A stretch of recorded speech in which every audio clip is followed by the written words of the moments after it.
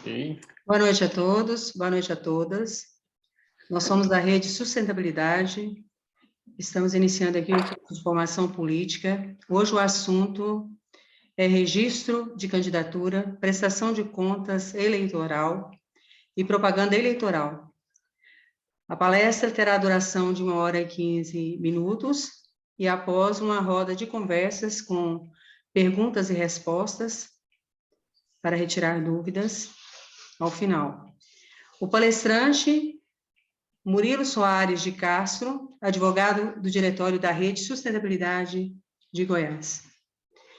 Murilo Soares de Castro, advogado, especialista em direito eleitoral, vice-presidente da Comissão de Combate à Desinformação e Corrupção Eleitoral da OAB Goiás, triênio 2022-2024. Seja muito bem-vindo, Murilo. Com a palavra, Murilo Obrigado, Soares de Marta. Castro. Obrigado, Marta. Boa noite a todo mundo. É um prazer estar aqui com vocês. E eu vou tentar ser sucinto num assunto tão amplo, né, que talvez aborde questões nevrálgicas do processo eleitoral, entre o registro de candidatura, a prestação de contas e a propaganda. Então, assim, eu vou tentar ser bem objetivo, depois eu vou abrir para perguntas e me deixe à disposição. No final do material que eu mandei para vocês, tem o meu e-mail, e eu dividi o primeiro material em registro de a introdução, né, basicamente sobre o sistema eleitoral, o registro de candidaturas, a convenção partidária, eu preciso falar um pouco dela também, a prestação de contas, especificamente aqueles pontos que são mais delicados, e ao final eu vou falar sobre a propaganda eleitoral. Se ficar muito corrido, eu já me disponibilizei para a Marta, a gente faz um encontro específico sobre a propaganda eleitoral ou sobre qualquer outra questões que vocês queiram abordar, tá bom? Então, para a gente começar, no material que eu abri, a gente precisa ter em mente algumas datas do processo eleitoral que são básicas. E todos os candidatos e também o pessoal da diretoria, do partido, precisa ter isso em mente. Então, eu já comecei bem adiantado. Como a gente já está no dia 19, hoje, né, o dia da gravação é dia 19 de julho, eu já comecei com a principal data que a gente tem agora, que são das convenções partidárias. Nesse primeiro momento, a gente precisa ter em mente que do dia 20/7 até o dia 5 de agosto, nós vamos ter as convenções partidárias. E a convenção partidária é um marco onde os partidos políticos vão delimitar as suas diretrizes, na verdade, vão implementar, vão formalizar as diretrizes políticas para o processo eleitoral daquele ano. Então, vamos começar convenção partidária, do dia 20 ao dia 7. No dia 20 também já começa o exercício de direito de resposta dos partidos políticos e pré-candidatos. Então, se algum pré-candidato ou se algum partido político ele sofrer alguma medida que seja necessário um direito de resposta, ele já tem esse direito. Os partidos políticos também, que já, principalmente, como a gente está falando de uma eleição de ano par, de uma eleição onde vai atingir, quem vai participar do processo eleitoral diretamente, porque todo mundo está dentro dele, é o diretório regional. O diretório regional ele é obrigado a manter o CNPJ ativo, é diferente das CPMs. Tudo que o partido receber ou tiver gastos durante esse período, isso já precisa ser devidamente computado e organizado na prestação de contas. Então, a gente precisa tomar esse cuidado também. Em relação às datas, não é o objetivo da palestra, eu vou passando bem rápido. A gente precisa também tomar cuidado. Dia 16/8 é quando realmente começa a campanha eleitoral. Então, assim, como é que funciona? A gente vai ter a convenção partidária e depois da convenção partidária, a gente vem e depois da convenção partidária vai ter o momento do DRAP, que é o demonstrativo de regularidade partidária. o registro, requerimento de registro coletivo do partido, e as candidaturas vão sendo deferidas. A partir do momento que a candidatura for deferida, vocês se tornam efetivamente candidatos. Se tornando candidato, vocês têm que ter em mente que o período eleitoral ele começa de verdade dia 16 de agosto. Então, assim, é aquele período que começa a campanha eleitoral. Então, assim, antes disso, vocês não podem, vocês ainda não são candidatos, vocês são pré-candidatos, tá bom? Então, vocês têm que ter isso em mente. Outra coisa, outra data importante que a gente precisa. Dia 9 de setembro até 13 de setembro, nós vamos ter a primeira parcial da prestação de contas, que eu vou falar lá na frente. No dia 1º, né, no dia 1º de outubro, a gente vai ter o primeiro turno. No dia 2 de outubro, o primeiro turno, e o segundo turno, caso ele ocorra, dia 30 de outubro também, tá bom?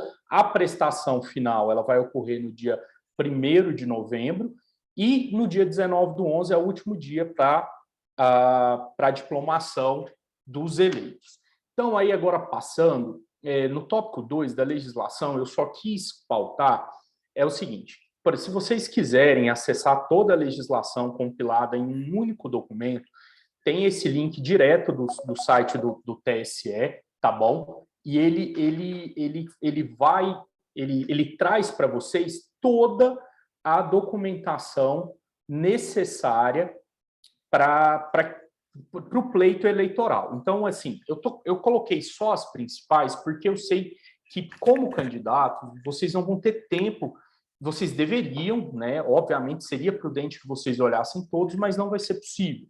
Então, eu falo, se vocês tiverem que olhar somente 2 legislações, por favor, vejam a 23.607, que dispõe sobre a prestação de contas eleitoral, e a 23.610, de 2019, que fala sobre a propaganda eleitoral. Vocês lendo essas duas resoluções do TSE, vocês já conseguem entender e estar mais bem preparado para o que vai acontecer. Eu preciso deixar uma informação no ar. É assim, antigamente, se vocês vão ver, todas as eleições eram assim, resolução tal do ano 2017, do ano 2015. Era sempre um ano antes da eleição. A partir de agora, essa resolução, apesar dela ter regido 2020, ela está valendo. O TSE entendeu que a partir de agora essa resolução ela só vai ser atualizada. Então o número dela não vai mudar. Então vai ser sempre a resolução que vai tratar sobre prestação de contas das eleições vai ser a 23.607/2019. Todo ano, a cada eleição, a cada ciclo eleitoral, ela vai ser renovada, mas ela não vai ser alterada. Por que que é? Porque isso é uma crítica, principalmente de nós, advogados, que a gente ficava perdido. A cada ano, porque assim, eu estava até conversando com a Marta mais cedo, eu tenho prestação de contas de 2018, de 2019, ainda em andamento. Então, assim, aquela prestação daquele ano, a questão material dela, por exemplo, da prestação de 2018, o que rege aquela prestação é a resolução de 2017. Então, para evitar essas confusões, até mesmo por questão de artigo e questão de norma, se hoje, apesar da resolução constar como /2019, ela já foi atualizada para esse pleito eleitoral e é ela que está valendo. Então, todas as resoluções dessas eleições, elas vão ser sempre /2019, tá bom? Agora, assim, eu vou dar só uma pincelada para a gente entender algumas questões antes de entrar propriamente na convenção partidária e no registro de candidatura. A fórmula eleitoral é a maneira como cada país escolhe o seu meio de contagem de votos. Então, assim, no Brasil hoje você tem tanto a maioria absoluta, né, como a maioria relativa. E o que difere cada processo? Porque nessas eleições nós vamos ter a eleição majoritária. Quem são as eleições majoritárias? Presidente, governador e senador, tá? Senador é majoritário, pessoal, não é proporcional. Proporcional é só deputado estadual e deputado federal, ok? Então, assim, a não ser o presidente e o governador, que tem a mesma maneira, né, de contagem de votos, o senador e o deputado, eles têm especificidade. Por exemplo, no caso do presidente, vocês já sabem, presidente e governador, caso nenhum dos candidatos em municípios acima de 200 mil, isso nas eleições municipais, agora nas estaduais é irrelevante, atingir 50%, metade, né, que a gente fala 50% mais um, vai ter segundo turno. Então, isso vale tanto para o governo como para a presidência. Já em relação ao senador, não. O que vai valer é o candidato que conseguir a maioria de votos no primeiro turno já. Em relação aos deputados, e deputado estadual e deputado federal, nós vamos trabalhar com coeficiente. Então, nós vamos ter a disputa de cargos por coeficientes. Então, como que funciona o coeficiente? Você pega a quantidade de vagas pelo número de votos e divide. Daquele coeficiente a gente chama coeficiente partidário. Então, vamos lá. Para fazer um deputado estadual em Goiás, você vai precisar de 17.580 votos, ok? Então tá. Para atingir aquele coeficiente, vão ser 17.580 votos. Daquele coeficiente, cada partido, né, lembrando que em relação às federações, a gente já sabe dessa situação, então a federação ela vai atuar como um único partido. Então vamos lá, no caso da federação, da rede, e caso ela ocorrendo a federação entre a rede e o PSOL, eles agem como um único partido. Então o que vai acontecer? Se você tem um coeficiente partidário de 17.580 votos, caso a rede, a federação, atinja 30 mil votos, 30 mil votos, ela atingiu o coeficiente, ela fez um deputado. O restante dos votos, ela vai entrar na sobra do coeficiente. Porque aí se vai ver onde dá sobra, quem é que tem a maior quantidade de votos, que é porque todo coeficiente sempre vai sobrar uma vaga, uma, duas vagas. Então, existe essa contagem, tá bom? Então, isso não é tão fácil de ser visualizado. Se vocês quiserem, depois eu me disponho. Eu fiz um trabalho só sobre essa questão de coeficiente partidário, e eu posso destrinchar isso muito, muito tranquilo para vocês, para trazer isso e explicar certinho como funciona isso e como pode afetar esse tipo de relação, porque é igual eu falo, e hoje você tem que tomar cuidado, porque pela legislação, todo o processo ele tem que atingir um mínimo possível. Aquela questão do puxador de voto, hoje, então, assim, não adianta você ter uma pessoa só com 95% dos votos. Então, assim, isso tem que estar dentro do coeficiente partidário. Tá? Se você depois, isso não é o objetivo hoje da palestra, eu só estou passando por cima, mas depois eu trago isso para vocês, se vocês quiserem, e a gente pode destrinchar esse assunto, porque ele é bem delicado e como ele envolve votos, eu sei que tem muito candidato que tem interesse nisso, né, para saber até em questões de aliança e tudo mais, questão de apoio a outros candidatos, por exemplo, aquelas que se existem deputado estadual e deputado federal. Mas voltando ao nosso tema, a gente precisa entender que vocês, para ser candidato, vocês precisam da capacidade eleitoral passiva, tá? Então, isso eu já estou falando lá na elegibilidade, no item 4. A elegibilidade passiva é aquela capacidade que o cidadão tem de ser votado. Uma coisa é a capacidade de votar, outra coisa é a capacidade de ser votado. Vocês, como candidato, vão exercer a capacidade eleitoral passiva. Então, assim, é a questão da elegibilidade. Então, quando a gente trabalha dentro do registro de candidatura, a gente sempre tem as elegibilidades. O que são as elegibilidades? São os critérios específicos para vocês serem candidatos. Então, o que é? Nacionalidade brasileira. Então, são todos, basicamente, são aqueles do artigo 14 da Constituição Federal.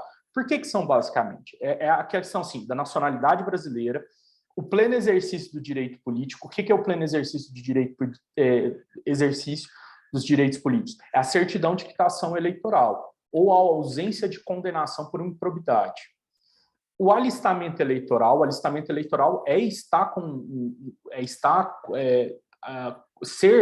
ter o título de eleitor. O domicílio eleitoral, né, isso é óbvio, a gente acabou de ver essa situação do Moro, né, que foi contestada. Ele tinha um domicílio no Paraná, ele transferiu para São Paulo, prontamente isso foi questionado, e o domicílio eleitoral dele em São Paulo não foi deferido, essa transferência. A filiação partidária também com 6 meses, tá, pessoal? Essa janela. E a idade mínima. Para os cargos que vão estar em disputa esse ano, tá bom? 35 presidente e senador, 30 governador, 21 deputado federal e estadual, ok? O prefeito e vereador não fazem parte dessa discussão, então eu não vou entrar nisso, tá bom? Agora, a gente vai começar mesmo o nosso tema, tá? Dentro dessa introdução, que é sobre o registro de candidatura. Eu vou começar pelo registro de candidatura, eu vou passar antes pela convenção partidária, eu vou para o registro de candidatura e depois eu vou entrar na prestação de contas e, por fim, na propaganda eleitoral. Então, assim, vamos lá. Como eu disse, para ser candidato, vocês têm as questões de elegibilidade. As questões de elegibilidade, elas vão ser aferidas no momento do pedido do registro de candidatura. Tá? Então, quando o TRE, porque assim, o processo de vocês não vai começar na zona eleitoral, ele já começa no TRE, no Tribunal Regional Eleitoral de Goiás, São Paulo, onde vocês estiverem. Então, como ele já começa no TRE, essa análise é feita aqui, essa elegibilidade, ela é aferida nesse primeiro momento, que é o pedido, é como se o juiz, o juiz ou desembargador, quem for analisar o seu processo, ele vai olhar todas as certidões e ver se você tem os requisitos, se você apresenta os requisitos da capacidade eleitoral passiva. Então, assim, vamos lá, voltando nessa situação. Para isso, você precisa passar pela convenção partidária. O que é a convenção partidária? A convenção partidária é uma reunião intera corpus, onde o partido político, por normas próprias, escolhe os seus candidatos para aquele pleito eleitoral do ano. Então, como que é isso? Cada partido, e no caso a gente vai ter uma convenção partidária com 2 partidos, tem o seu estatuto. E a regra para a escolha de candidatos, a regra para a escolha de projetos, de planos de governo, se encontram tanto no estatuto do partido como nas diretrizes. Então, cada partido tem resolução, diretriz, portaria que deve ser seguida. Então, assim, isso é uma questão interna. Não cabe à Justiça Eleitoral interferir nesse processo democrático, porque é a questão da autonomia partidária. Só que tem um porém. Se houver qualquer questão de ilegalidade nesse processo, a Justiça Eleitoral deve ser provocada. Mas, lembre, é uma questão de ilegal. O que seria uma questão de ilegalidade? Por exemplo, uma das formalidades é a lavratura da ata no livro respectivo, que hoje é substituído pelo Candex. O Candex é o sistema da Justiça Eleitoral onde o registro de candidatura é feito. Antigamente, isso era feito à mão, por ficha. Era feita à mão e essas fichas eram entregues no TRE. Hoje não. Hoje é um sistema eletrônico que é validado através de um sistema de senhas. Cada partido tem um login e senha, né? É como se fosse uma assinatura eletrônica, e o registro de candidatura é feito através do Candex. Então, assim, o Candex é um sistema que valida esses procedimentos que antigamente eram feitos à mão. Então, por exemplo, se você é obrigado a ter uma lavratura de ata daquela convenção partidária assinada com a lista de presença, se isso não for para o Candex, isso é uma ilegalidade. Nesse momento, a Justiça Eleitoral vai atuar. Então, assim, tudo que não for uma ilegalidade não cabe à Justiça Eleitoral, e sim ao partido, democraticamente, dentro das suas questões legais. Cada partido tem essas previsões de contestar, de recursos para a instância superior, de se organizar para aquele pleito eleitoral. Então, a primeira coisa que o candidato precisa é passar pela convenção partidária. E na convenção partidária, ele ser escolhido como candidato daquela agremiação. Então, seja para senador, deputado federal, estadual, governo, presidente, enfim. Então, assim, só que como a gente vai fazer uma convenção, é óbvio que na nossa convenção estadual, nós vamos escolher os candidatos para senador, governador, né, governador e vice, senador e seus suplentes, deputado estadual e deputado federal. Para presidente, isso vai acontecer dentro da convenção nacional, óbvio, né? Então, assim, só para deixar essa questão clara. Então, assim, a convenção ela tem que ocorrer entre o dia 20 de julho e o dia 5 de agosto. A nossa convenção vai ocorrer dia 30. E, após a convenção, a ata tem que ser transmitida pelo Candex em 24 horas. Não é um dia. Tá? É 24 horas. Então, assim, se a reunião acabou meia-noite, a gente tem até a meia-noite, às 23h59, a gente já tem até às 23h59 todo dia para enviar. Então, a gente precisa tomar esse cuidado, mas isso já é uma questão administrativa do partido que não cabe a vocês, tá bom? Então, assim, lembrando mais uma vez, a competência para avaliar a lisura da convenção partidária é interna, tá? Então, essas questões, elas são... Caso algum de vocês não concorde com aquele processo, vocês têm que recorrer, se não houver nenhuma ilegalidade, falo mais uma vez, vocês têm que recorrer de forma para as instâncias superiores. Então, assim, no caso, nós estamos com o Diretório Regional de Goiás. Vocês têm que recorrer para a Nacional, tá? Inclusive, no Diretório Regional, no caso da rede, porque eu conheço, existe o elo, que é a questão disciplinar. Vocês podem fazer uma reclamação, tanto para a executiva como para o conselho ético, entendeu? Então, isso é só uma questão. As convenções partidárias, elas podem ser por meio online ou presencial. No caso da rede, ela vai fazer por meio online. E também lembrando que, nesse momento, tem que constar na convenção partidária as pessoas que estão presentes, né? Não só as pessoas que serão candidatas, e no Candex, na ata, já tem que ser verificado a cota mínima de candidaturas por sexo. Então, lembrando, a candidatura por sexo é no mínimo 30%.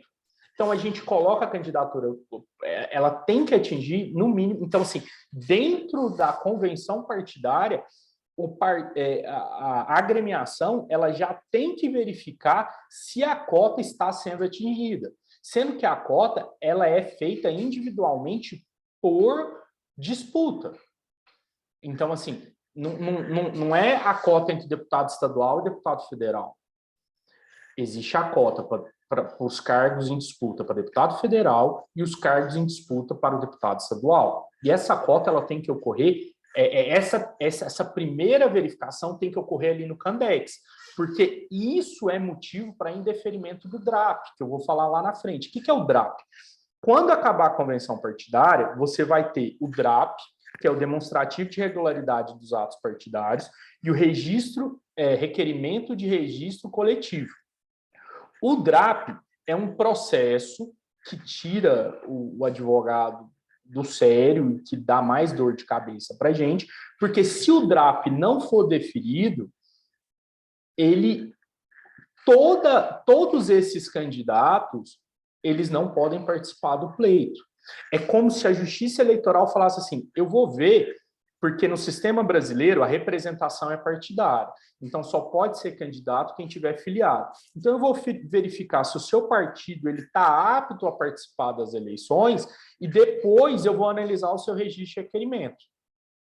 Então, a gente o momento, não é o objetivo dessa aula, mas assim, o DRAP é o momento mais importante, né, junto da convenção partidária, para o partido. Porque se der errado ali, tudo que vocês estão passando vai por água abaixo, tá bom? Então, assim, agora, bom, aí vocês passaram pela convenção partidária. Vocês foram escolhidos como pré-candidatos, vocês foram escolhidos para disputar deputado federal, deputado estadual, governador, vice, enfim. O que vai acontecer? Vocês vão passar para o segundo momento agora, que é o registro de candidatura. O registro de candidatura, ele ocorre imediatamente após... Foi enviado o Candex, isso automaticamente já gera o DRAP. Vamos lá, o registro de candidatura ele é feito através do Candex, é um programa que faz a inclusão da documentação, da ata, de tudo relacionado ao DRAP, ao registro e ao requerimento de registro de candidatura. A partir de que isso é feito, isso é autuado e o que acontece? É gerado um processo. E esse processo, ele tramita no PJE. No nosso caso, no PJE do TRE Goiás. Você tem os PJEs dos TREs, do TSE e das zonas eleitorais. Ele vai tramitar no PJE do TRE, dos TREs. E aí, isso gera um processo. Naquele processo, então, vai se julgar o DRAP e depois o requerimento de registro de candidatura, tá bom? O Candex, ele mandou a ata da convenção partidária, depois tem que ser enviado o registro de requerimento de registro de candidatura. É como se fosse um processo, eu vou usar esse termo chulo, mas assim, é como se fosse um processão, onde todos os cargos, todos os candidatos que vão concorrer pelo partido e pela federação, então, no nosso caso, a rede não vai mandar o dele e o PSOL vai mandar o dele. A federação ocorrendo, ela existindo, quem manda é a federação. Então, tanto os candidatos da rede como os candidatos do PSOL influenciam um no outro. Então, vamos lá. Por que influenciam? Porque, assim, eu estou falando questão de cota. Se uma candidata feminina é indeferida e a cota ela não atinge o mínimo, cai a chapa toda. Então, por isso que é importante. Eu vou detalhar um pouco mais na frente. Então, assim, é o processão. Nesse processão, vou usar esse termo, é feito esse requerimento onde vai vir. Candidato a governador vai ser fulano, para vice vai ser fulano, e assim, consecutivamente, todos os cargos, de senador até deputado estadual, deputado federal e tudo mais. E nesse formulário deve vir junto a documentação obrigatória, de qual todo candidato, se já não começou, se já não tem isso guardado, deve começar a olhar isso amanhã, o mais rápido possível. Vamos lá. Qual que é a obrigação do candidato a apresentar? Para o requerimento, né? Porque o requerimento é feito através do partido. É o partido, né, no caso federação, que vai fazer esse requerimento. Mas a documentação é a obrigação do próprio candidato. E qual é essa documentação?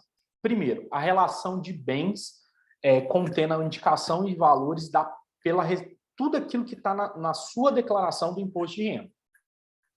Mas, Murilo, eu não declaro imposto de renda. Então, você vai fazer um formulário e você vai lá descrever o que você tem de bens. Gente, é bens, não é assim, eu tenho uma cadeira, eu tenho um computador, não.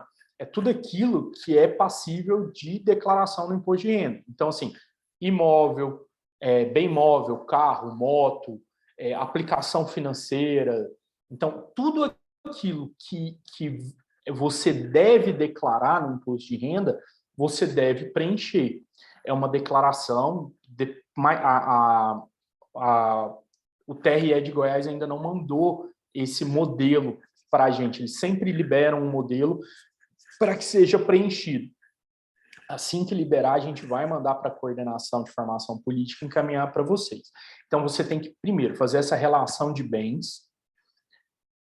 A fotografia. A fotografia, os parâmetros da fotografia, eles estão estipulados no artigo 27 da resolução 23.609. A 23.609 é que fala sobre registro de candidatura e convenção partidária. Especificamente, se eu não me engano, no parágrafo 9, tá? Quer dizer, tá aqui, deixa eu pegar aqui. É isso aí mesmo. Artigo 27, segundo, parágrafo 9 da resolução 23.609. Tá bom? Então, assim, lá fala certinho como deve ser a foto, tá? O fundo tem que ser branco e tudo mais, o tamanho, o tamanho do arquivo. Então, assim, lá tem toda a questão técnica de como tem que ser a foto, porque essa foto vai para a urna, tá bom? Então, por isso existe toda essa situação. As certidões criminais para fins eleitorais de primeiro e segundo grau, tanto da Justiça Federal como da Justiça Estadual. Então, assim, aqui em Goiás, vocês têm que entrar. Depois a gente vai mandar os links também, tá? Eu vou puxar os links e mando tanto para a Marta como para a Lília. Vocês têm que puxar as certidões do primeiro grau do Tribunal de Justiça de Goiás, a certidão de segundo grau do Tribunal de Justiça de Goiás, as criminais com fins eleitorais. E também a certidão da Justiça Federal de Goiás e do TRF1, que é a circunscrição, que é o Tribunal Federal onde a Justiça Federal está vinculada. A Justiça Federal de Goiás está vinculada ao TRF1, tá bom? Tribunal Regional Federal da Primeira Região. Outra coisa, vocês também, então são 4, tá? São 4 certidões. Então, a primeiro grau da Justiça Federal e segundo grau, e primeiro grau e segundo grau da Justiça Estadual. Também é necessária a prova de alfabetização. Murilo, o que é prova de alfabetização? Um diploma, um certificado de conclusão de primeiro ou segundo grau, um diploma de curso superior, uma carteira profissional, se você for enfermeiro, médico, contador, advogado. Murilo, eu não tenho nada disso. A sua CNH, tá? Serve. Isso se eu não me engano, a súmula 55 do TSE. Quando você vai tirar a sua CNH, você tem que fazer uma prova escrita. Então, ela vale como prova de alfabetização. Murilo, eu não tenho nada disso, nem CNH. Então, você tem que ligar hoje, amanhã, na Justiça Federal, na Justiça Eleitoral, na zona eleitoral, e falar que você quer fazer uma prova de alfabetização, onde você vai até a Justiça Eleitoral e eles te dão uma provinha para você fazer e provar que você é alfabetizado, ok? Documento oficial com foto, né, RG, carteira profissional, então no caso OAB, CRC, CRM, também vale. E no caso de governador, proposta de governo. Hoje, eu sei que o TRE de Goiás não pede, o TRE de São Paulo também não, a questão das regularidades do SGIP. Assim, por exemplo, ele não pede aquela certidão, você tem que fazer prova da filiação partidária, ok? Então, tecnicamente, você deveria apresentar a certidão de filiação partidária, para provar que você tem 6 meses que você está naquele partido. Ou a certidão de quitação eleitoral, para provar que você não tem nenhum débito com a justiça, você não tem nenhuma pendência com a Justiça Eleitoral. Outra também é a certidão que ela é emitida pelo CNJ, que é a negativa de condenação por improbidade administrativa. Todas essas certidões hoje, se você pegar tanta cartilha e todas as orientações eu vou responder pelo TRE Goiás São Paulo, ele fala que você não precisa apresentar. Eu aconselho que vocês tirem e que vocês apresentem, até para vocês saberem se tem alguma pendência. Então, assim, tirar a certidão de quitação eleitoral para saber se tem algo, entrar no CNJ para tirar essa certidão de negativa de condenação por crime de improbidade, e também a certidão, aquela certidão que prova o alistamento não, a filiação partidária, para ver se você tem 6 meses no partido, eu acho interessante. Nenhuma dessas certidões é paga, tá? E pelo menos para vocês verificarem se isso está ok. Voltando aqui nas certidões, aqui, a gente tem um porém. Se a sua certidão na Justiça Estadual ou na Justiça Federal der positiva, você tem que se dirigir até aquela unidade. No TRF1, normalmente a gente conseguia fazer isso por e-mail, tá? Eu vou pegar, eu acho que eu ainda tenho esse, não sei se mudou, né? Mas a gente tinha esse acesso da eleição de 2020. E na Justiça, no Tribunal de Justiça de Goiás, você tem que se dirigir até o fórum, né? Para primeiro saber se é de primeiro grau ou de segundo grau. Se essa sua certidão der positiva, você tem que descobrir onde está esse processo, qual vara ou câmara, né? Você tem que descobrir onde está o processo que está positivando a sua certidão, e você tem que pedir uma certidão de objeto e pé. Então, você vai juntar uma certidão positiva, que você vai ter que pagar por ela, e a certidão de objeto e pé, que você também vai pagar por ela. E isso demora, tá? Tem escrivaninha aí que, se você for pedir uma certidão de objeto e pé, demora até 5 dias. Então, é por isso que eu estou falando para vocês começarem a olhar isso com antecedência, para evitar esse tipo de surpresa. Porque se vocês deixarem para cima da hora, às vezes, vocês vão descobrir pendências e não vai dar tempo de correr atrás. Então, olhem isso com antecedência, tá bom? Então, mesmo que a sua certidão dê positiva, você tem que tirar, pagar pelaquela certidão positiva, onde vai falar por que é, né? Vai constar o número do processo, e você vai ter que se dirigir onde esse processo tramita, na escrivaninha ou na Câmara, e pedir a certidão de objeto pé, tá? No TRF, para fins eleitorais, no TRF1, ele não cobrava por essa certidão. No TJ Goiás, ele cobra.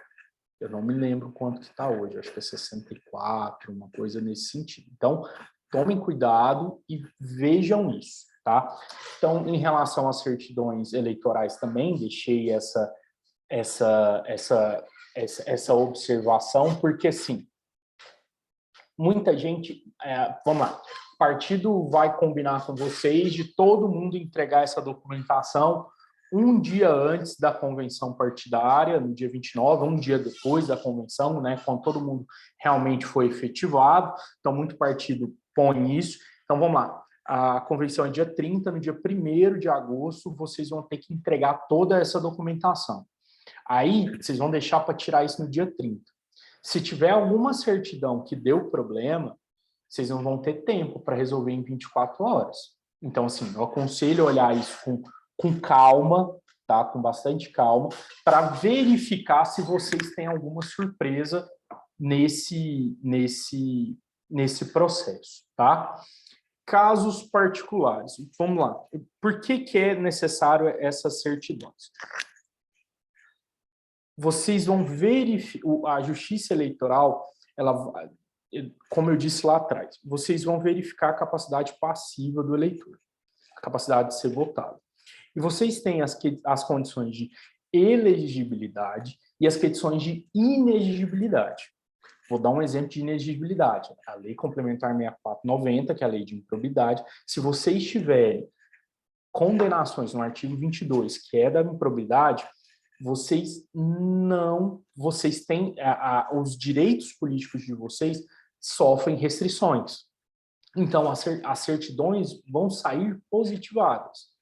Então, se houver qualquer tipo de condenação nesse sentido, vocês não podem, porque apesar de vocês suprirem os critérios de elegibilidade, vocês vão ser barrados por conta dos critérios de inexigibilidade, ok? Então, são por isso esse excesso de documentação, tá bom? Proposta de governo. Em relação ao registro de candidatura, o que eu queria colocar era nesse ponto e deixar claro para vocês uma situação que é, a partir do momento que vocês se organizam e vocês fazem essa separação de documentação, eu aconselho que vocês já montem pastas. Vocês montem lá eleições 2022, então vocês já põem assim, documentos, prestação de conta, propaganda. Para quê? Para que vocês tenham provas de tudo aquilo que vocês estão entregando pro partido e que vocês tenham essa documentação, porque quando, por exemplo, vamos lá, vocês digitalizam, uma das questões é apresentar o documento pessoal. Só que você digitalizou esse documento e ficou horrível. O partido deixou passar essa digitalização horrível. Na hora que esse processo ele entra pelo requerimento de registro de candidatura e sobre o PJE, esse documento ele não fica legível. A Justiça Eleitoral vai intimar o partido e o candidato através dos seus advogados, se forem o mesmo, ok? Se não for, vai intimar o advogado do candidato e o advogado do partido, a regularizarem essa situação em 72 horas. Normalmente eles põem em horas, 72 horas. Quando ele for intimado, lá em 3 dias, que seja, a regularizar o feito, lembrando que esse prazo ele é contínuo e durante o período eleitoral, que são esses 45 dias, do dia 16 de agosto até o dia 2 de outubro, e em caso, né, de segundo turno também, os prazos correm de forma contínua. Vou dar um exemplo. A intimação, ela corre pelo painel, pelo mural eletrônico da Justiça Eleitoral. Ela não acontece através do diário eletrônico. Então, todo advogado tem que abrir o mural eletrônico e conferir candidato por candidato, partido por partido que ele advoga, se teve alguma intimação. Normalmente, esse mural sai às 19 horas. Mas, assim, todo dia. Eu quando confiro o mural, eu olho sempre às 7 da manhã, às 13 horas, né, depois do almoço, e às 19 horas, porque sempre tem intimações. E essas intimações, às vezes, são de horas. Então, se você tem 24 horas para regularizar o feito, enfim. Principalmente quando se trata de propaganda. Por exemplo, se esse mural ele publicou na sexta e ele me deu 72 horas, esse prazo ele não vai interromper no sábado e no domingo. Ele continua. Então, se o prazo terminar no domingo, o meu prazo é domingo. Então, tem coisa que vocês vão precisar resolver que não vai estar aberta no domingo. E vocês vão falar, Murilo, mas não está aberto, como é que eu vou conseguir? A Justiça Eleitoral já te avisou com antecedência, através da legislação, qual é a documentação que você precisa. Quando ela te intima para regularizar, ela está te dando uma oportunidade de corrigir. Não adianta você falar que não deu tempo. Ela já te falou e eu estou te lembrando qual é. Então, assim, tomem cuidado com isso. Já vi muito candidato que deixou para a última hora, chega a intimação, o prazo dele dá... Vocês querem ver uma data que dá problema? 7 de setembro. 7 de setembro é feriado, o prazo está contando. Se o prazo cair 7 de setembro, você tem que resolver ele no dia 7 de setembro. Não tem essa de ser feriado. Então, assim, tomem cuidado e tenham tudo já colocado, separado, para evitar qualquer tipo de problema, tá bom? Então, assim, sobre registro de candidatura e requerimento, eu eu termino por aqui. Eu tenho muito mais coisa para falar, mas eu vou deixar para as perguntas, porque eu ainda tenho que falar de prestação e propaganda.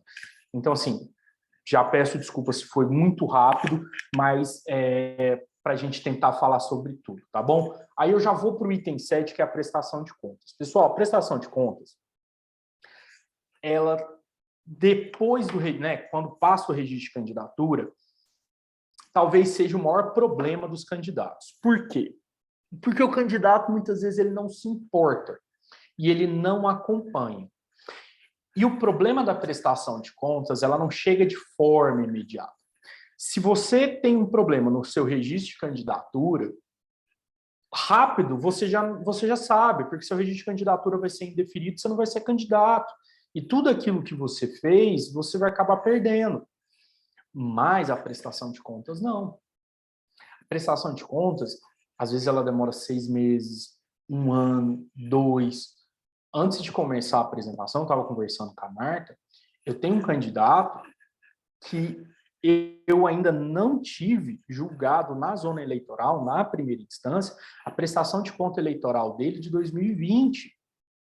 Já vai começar outro pleito eleitoral de 2024, de 2022, desculpa, e a prestação de contas de 2020 não foi julgada na zona eleitoral, não estou falando nem em fase recursal. Então, assim, tomem cuidado, a prestação de conta, quando ela vem lá na frente, e às vezes ela vem de forma amarga, tá bom? Então, assim, a prestação de contas, via de regra, ela é simplificada, dependendo do gasto, né? No máximo, todos os gastos até R$20.000. Se o seu gasto eleitoral não ultrapassar disso, a sua prestação de conta é simplificada, né? O que é uma prestação simplificada? Ela é mais objetiva nas análises. Eles querem saber se você apresentou extrato bancário, procuração de advogado, a documentação da constituição do seu contador, né? Então, assim, antes de adiantar, eu tenho que passar algumas coisas. Por exemplo, por exemplo, eu posso passar a convenção partidária, o requerimento de candidatura, a propaganda eleitoral, tudo sem nenhum profissional. Se você quiser, você pode.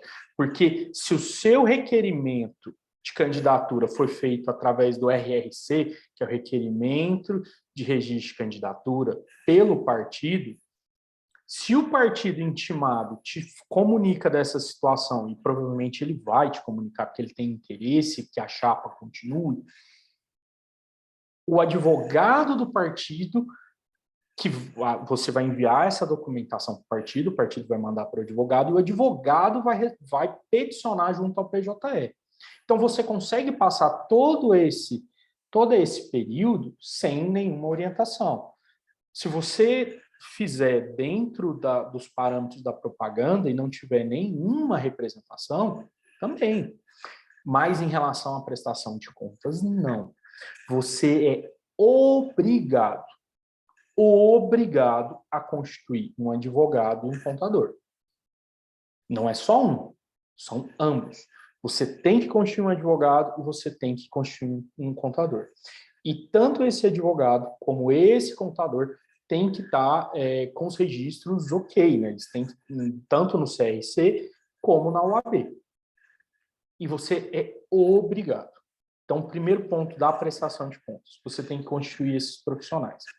Segundo, durante a prestação de contas, todo o gasto que você tiver, você tem 72 horas para subir essa informação. O que é subir essa informação? Na prestação de contas, você tem um sistema que chama Sistema de Prestação de Contas Eleitoral. É um programa, assim como o Candex. Eu acabei de falar para você do Candex, que faz a questão da convenção partidária, do registro de candidatura, do DRAP. O SPCE, ele é o programa que faz a prestação de contas. Então, nesse programa, é preenchido os gastos e você anexa e você sobe toda a documentação que também vai para o PJE. É igual o Candex. você faz tudo por aquele programa e dali vai para o PJE. E isso é feito através dos candidatos e os contadores. Não cabe eu, como advogado, interferir nisso. O que cabe é o seu advogado te orientar quanto a contratos, como pode ser feita essa despesa, isso em conjunto com o seu contador. Advogado e contador, eles têm que...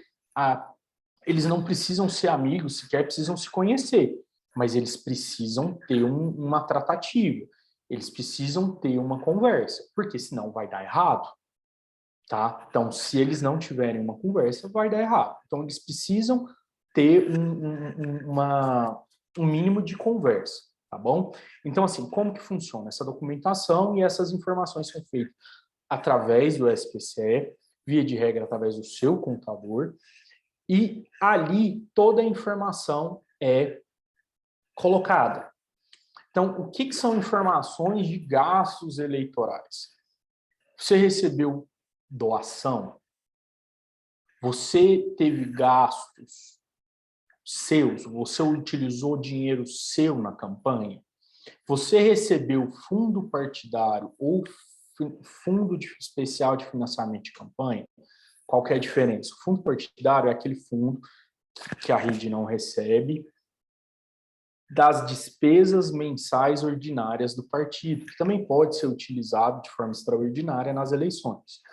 O Fundo Especial de Financiamento de Campanha é aquele fundo que é utilizado, o fundão eleitoral, que todo mundo gosta de falar, que cada partido recebe para as eleições, e ele só pode ser utilizado em gastos eleitorais, tá bom? Então, assim, como que, o que o que são esses gastos, né? Primeiro, o candidato, ele só pode receber recurso, vamos voltar lá atrás, antes de falar nisso. Você fez o requerimento de candidatura. Em 72 horas, automaticamente, a Receita Federal vai expedir o seu CNPJ. Você tem que, como que eu vou saber isso? A partir do momento que o partido te avisar que foi enviado o registro de requerimento de candidatura, vai ser te encaminhado um link e você tem que consultar se o seu CNPJ foi emitido. O seu CNPJ de candidato sendo emitido, você tem 10 dias para abrir sua conta bancária. Abrir a conta... Qual é a conta que você é obrigado a abrir? Você é obrigado a abrir uma conta específica de recebimento de doação, uma conta específica de recebimento do Fundo Especial de Financiamento de Campanha e, no caso ainda das mulheres, a cota feminina. Tem banco que gosta de abrir as duas na mesma linha, tá? Mas muitas vezes a gente faz uma diferença entre a conta do Fundo Especial de Financiamento de Campanha com a cota feminina, que são coisas... As mulheres, muitas vezes, elas recebem um valor mais discriminado. O que é fundo de financiamento, né, que às vezes é aquele valor que é dado para todos os candidatos, e o que é específico da cota feminina. Na cota feminina não, cota de sexo. A gente coloca a cota feminina, que infelizmente ainda existem muito menos mulheres na política do que homens. Mas, enfim, você tem que abrir essa conta. Eu aconselho que todo mundo abra essa conta em banco oficial. Quem é o banco oficial? Tanto a Caixa Econômica ou o Banco do Brasil. Tem gente que prefere abrir no Itaú, no Bradesco, mas esses bancos particulares sequer gostam de abrir essas contas, porque essas contas só dão trabalho, elas não geram nenhum tipo de lucro. Então, assim, eu aconselho que, apesar de toda a burocracia dos bancos oficiais, vocês abram tanto no Banco do Brasil ou na Caixa Econômica Federal. Lembrando, vocês têm 10 dias, e esse prazo, ele influencia, inclusive, para a regularidade da prestação de contas. Nas eleições de 2020, por conta da pandemia, esse prazo ele foi flexibilizado, mas eu já tive o problema em prestação de contas antigas, que o candidato abriu essa conta com 18 dias. E eu tive que fazer prova por que foi que ele demorou tanto. Nesse caso, era por conta do CNPJ dele, porque ele tinha um problema no CPF desse. O CPF do cara estava irregular, e o CPF estando irregular, não sai o CNPJ. Existe uma cartilha com todos os links para esses acessos, que depois eu vou mandar isso tudo também para a Marta, para o pessoal disponibilizar a vocês, orientando como vocês olham esse CNPJ e como vocês devem proceder para a abertura das contas bancárias, ok? Beleza, abriu a conta bancária, estou com o meu CNPJ. De da onde pode vir o dinheiro? O dinheiro ele só pode vir de fundo, que eu acabei de falar para vocês, fundo partidário, fundo de financiamento especial de campanha, ou de terceiros CPF. Sempre pessoa física. Sempre pessoa física. Dentro das pessoas físicas eu vou falar das restrições, tá? Pessoa física. Recursos próprios, eu posso usar o meu dinheiro, só que assim, vou usar o meu dinheiro. Eu tenho que pegar minha conta particular, Murilo, lá na Caixa Econômica Federal, e transferir o meu dinheiro para a conta do candidato. E dentro daquela minha conta, do meu CNPJ de candidato, efetuar os meus gastos eleitorais. Eu não posso pagar da minha conta pessoal, não. Tem que ter essa burocracia e esse trâmite, tá bom? E o que eu não posso receber? O que é RONE?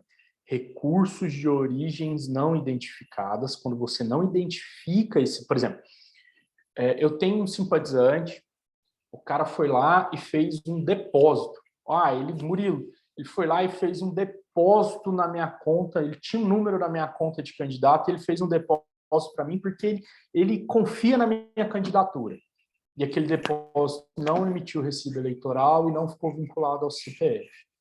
Esse dinheiro tem que ser devolvido. Mas eu não sei para quem devolver. Você tem que devolver para a União. Tá? Você tem que emitir uma GRU, uma guia de recolhimento da União, e devolver esse dinheiro. Você não pode ficar com esse dinheiro. E por que isso tudo é importante? Porque você tem 72 horas. Se você passou, deu 4 dias e você não devolveu, você já tem um problema grande. E você vai responder na sua prestação de contas por recurso de origem não identificada. E você vai ter que devolver isso do seu bolso. Tá? Na prestação de contas. Então, tomem cuidado. Outra coisa que não pode, receber dinheiro de CPF não, de CNPJ. O único CNPJ que o candidato pode receber dinheiro é do partido. Mas tem a questão dos candidatos. Eu não vou entrar nesse mérito, porque aí a gente tem que entrar no mérito das coligações e da federação. Via de regra, vamos trabalhar só com o do partido, que é para vocês evitar. Se existir alguma especificidade, a gente fala, tá? Mas, via de regra, o único CNPJ que vocês podem receber dinheiro é do partido. Via de regra. Vou falar de novo. CPF. Qual é o CPF que eu não posso receber dinheiro de doação? Estrangeiro. Não é CPF, né? Estou falando assim, você não pode receber recursos de origem estrangeiros. O que é o recurso de origem estrangeira? Não é, por exemplo, mas Murilo, eu tenho um amigo meu que mora lá nos Estados Unidos e ele quer doar para mim. Não, ele tem um CPF, ele é brasileiro, ele só está morando lá fora. Isso não é recurso de origem estrangeira. Ele pode doar para sua campanha. Quer receber recurso de origem estrangeira, assim, vamos lá, eu tenho uma pessoa, uma instituição lá na Angola que quer, uma ONG lá na Angola que quer formatar a minha campanha. Não pode, tá? Não pode. Outro que também tem que tomar cuidado, permissionário de serviço público. Se o CPF for permissionário de serviço público, ele não pode fazer doação. Tá? Então, tomem cuidado com isso. Como é que são feito isso? Isso é tudo através de transação bancária, TED e TEV, cheque cruzado. Sim, existe essa possibilidade. Não usem, por favor. A única coisa, se eu puder pedir uma coisa para vocês hoje é não usa cheque, tá? Por favor, vocês não têm ideia do problema que dá. E ainda tem muita gente que pede emissão de cheque, tá? De campanha de CNPJ. E via Pix. E como funciona a questão do Pix? Aí está o problema. Existe a consulta, vou passar um número aqui para vocês. Ela foi formulada ao TSE, tá bom? E a transferência ela foi feita pelo PSD, Partido Social Democrático. Ela é a 600.244.02.2002, tá? E ela foi feita ao TSE, e o TSE, nessa consulta, falou que o seguinte, o Pix, ele é permitido. Agora vem o problema. Só que é no CPF do candidato. CPF, repetir de novo, CPF. Mas, Murilo, o meu CPF é da minha conta particular. Então, você vai ter que descadastrar aquele CPF da sua conta particular e cadastrar aquele CPF na sua conta de candidato. E, Murilo, e se eu receber um CPF de algum pagamento aí que eu tenho esperado que não tem nada a ver com a questão eleitoral? Então, você vai ter que devolver em 72 horas. Senão você vai responder por recurso de origem não identificada. E aí? Ou recebimento irregular. E aí que o Pix, a Justiça Eleitoral não está preparada para o Pix nessas eleições. E isso vai ser, o Pix, que é algo que facilitou tanto a nossa vida, vai ser um problema nessas eleições. Vou dar um exemplo bem banal.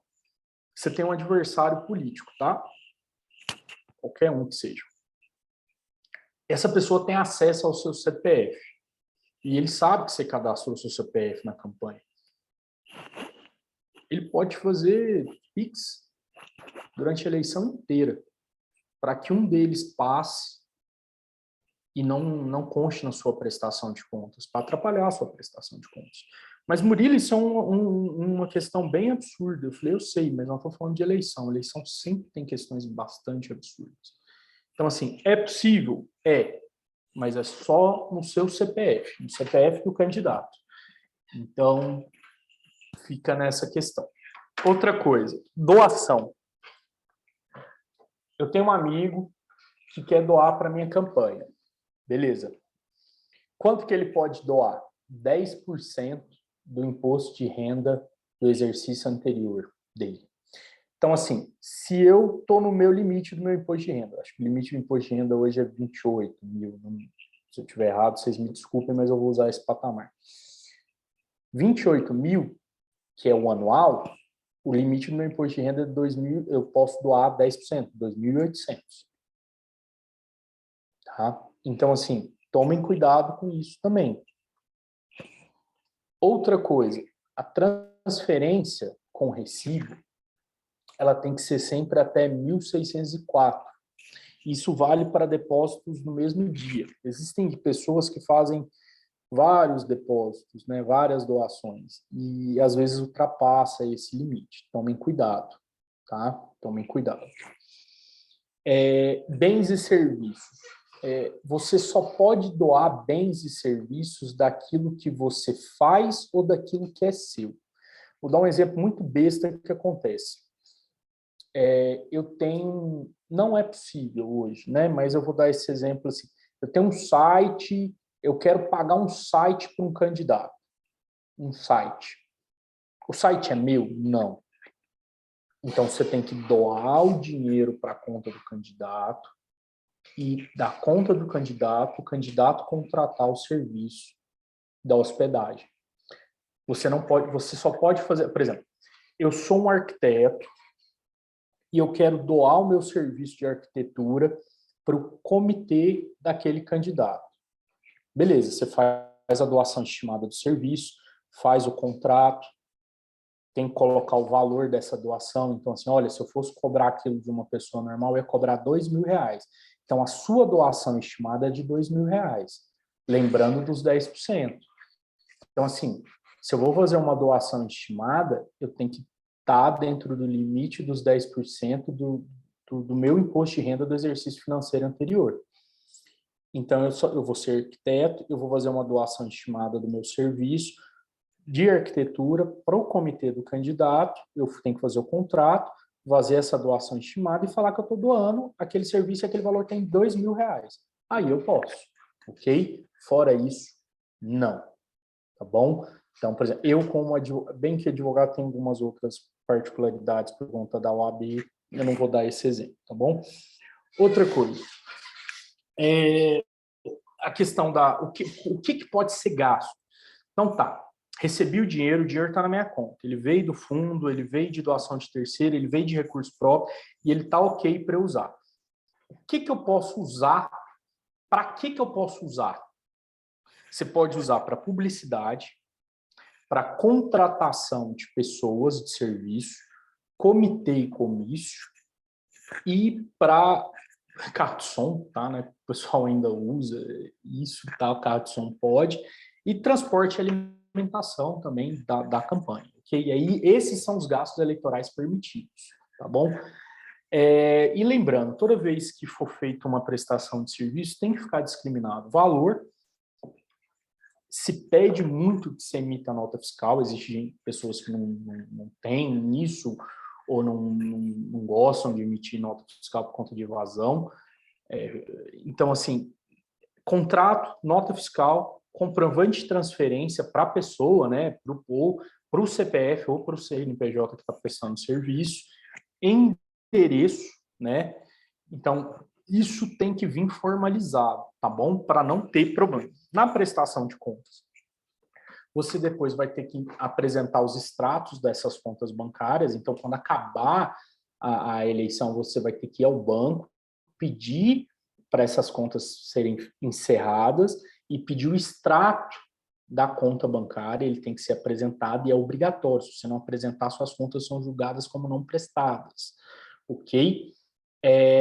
Fazer os recibos eleitorais dentro do prazo daquilo que você recebeu.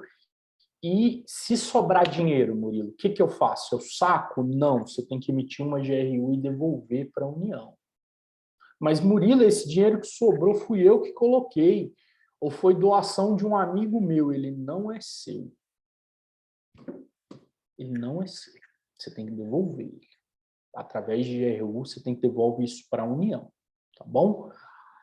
Então, aí tá. Você foi, fez, e quais são os possíveis reflexos que você pode ter da sua prestação de contas? Elas podem ser aprovadas, que é a coisa mais linda, e a gente adora isso. Ela pode ser aprovada com ressalva. O que é aprovado com ressalva? Justiça Eleitoral fala assim, ok, tinha um errinho aqui, mas eu vou deixar passar. Elas podem ser desaprovadas. E a desaprovação das contas, ela pode gerar também a necessidade de recolhimento ao erário de valores que a Justiça Eleitoral não achou devido. Então, por exemplo, uma doação que ela não achou legal ou uma comprovação de gasto que você não fez. Você recebeu o fundo especial de campanha de R$500. Você pagou R$500 para um prestador de serviço. E aquela documentação que você apresentou daquele prestador de serviço, a Justiça Eleitoral não achou válido. Você tem que devolver esse dinheiro. A desaprovação. E o pior cenário, que é o que te impede da quitação eleitoral, é a não prestação. A não prestação de contas é quando a Justiça Eleitoral acha que ficou tão ruim, ou os elementos apresentados são tão pobres, que é como se você não tivesse feito. Então, esse é o pior cenário para uma prestação de contas. Que a sua prestação de contas seja julgada como não prestada. E aí, o que você tem que fazer? Ou você recorre ou você sempre chora, porque você não vai ter a quitação eleitoral, tá bom? No caso do candidato, mas Murilo, ele não tem como refazer. Não, não tem. A não ser se ele não corrigiu o erro, lembrando, lá que eu falei lá atrás, tudo da Justiça Eleitoral, ela vai te dar 3 dias para corrigir. Murilo, a Justiça Eleitoral vai falar assim, o que é esse gasto de R$834,25 que está aqui na sua prestação de conta? Não ficou claro. Em 3 dias você tem que me responder. Você tem que responder em 3 dias.